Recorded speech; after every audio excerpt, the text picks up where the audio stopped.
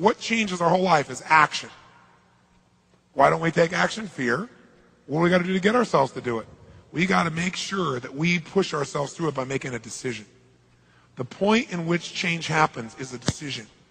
Every change in your life that you want will come from something simple, a decision. People go, what does it take to change? Decide. But you go, oh, God sounds so simple and so basic. It was that easy, you'd already have done it, Mr. Robbins. No, it is that easy and you're still not doing it because you are not putting yourself in a state to decide. See, a real decision is not like a preference. It's not like where you say, I'll try it and see. That's not a decision. Decision comes from Latin. It means like incision, to cut off from. Decision is when you cut off any possibility except the thing you've committed to. It's like that is it. How many of you in this room have ever smoked cigarettes and then one day you finally decided no more, I mean really decided, and you've never touched it again and you're not even tempted to? How many made that decision at one time? Say aye.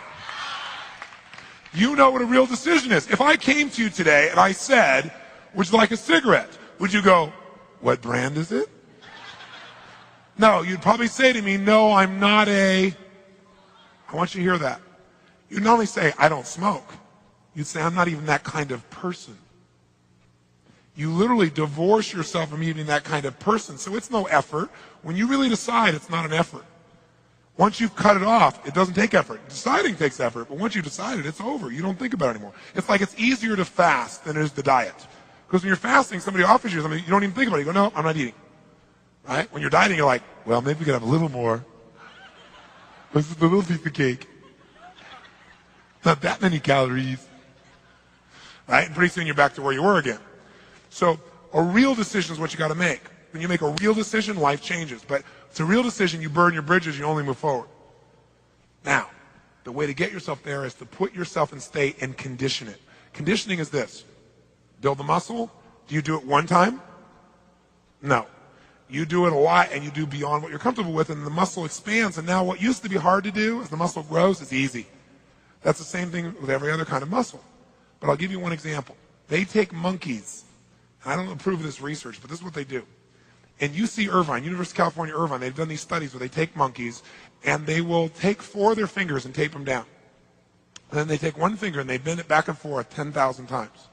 Every time they bend this finger back and forth like this, use this as a metaphor. In your brain, for you to do this once, twice, you have to make connections between neurons in your brain. Neuron's a big word for nerve cells.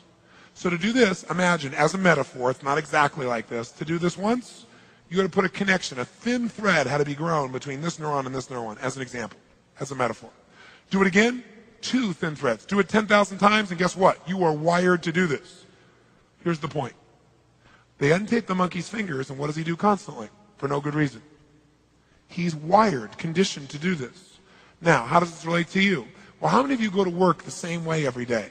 You drive on the same on-ramp, go the same direction, get off on the same on-ramp. How many got a pattern like that? Say, I. How many have had a day when you're supposed to go the opposite direction on the freeway or the road, but you're on the cell phone and your brain is at the lunch and you get on the same on-ramp going the same direction that you normally do that's the wrong way? Say, I. You're monkeys. Can you condition yourself to feel depressed to where it literally feels more comfortable because you go there more often and you're wired to be there? Yes or no? Can you condition yourself to be quick to anger? Yes or no? Can you condition yourself to feeling overwhelmed at the drop of a hat? Can you condition yourself to feel loved all the time? Even if people say, I hate you. Yes, could you still feel loved? Could you condition yourself to feel happy as a consistent way of living all the time? Yes or no? But you know what? Most people don't believe that, but of course it is. It's the same nervous system. But the environment reinforces negative behavior more than positive. People go, how's it going? Oh, my life is so great. Oh, easy for you. So pretty soon you learn to go, yeah, I'm doing okay. You don't want to get too good because then your peer group would be unhappy with you because they're not feeling so good. So you learn to downplay it. And then you don't reward yourself so your brain doesn't go for more. Because it goes, we got to stay right on in here. This is our little comfort zone.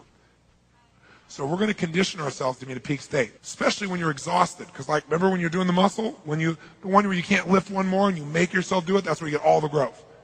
So when you're most tired is when you got to push yourself. If you didn't listen to anything I said, but all you did was keep yourself in a peak state for 3 days, you'll develop something called emotional muscle. And emotional muscles where your whole life comes in. Repetition is the mother of skill until it gets conditioned, until it's automatic. Now, I'll give you a clue. You know what I told you about them doing this with the finger of the animal?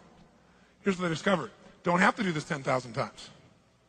All you got to do is do this about 2 dozen, max 3 dozen.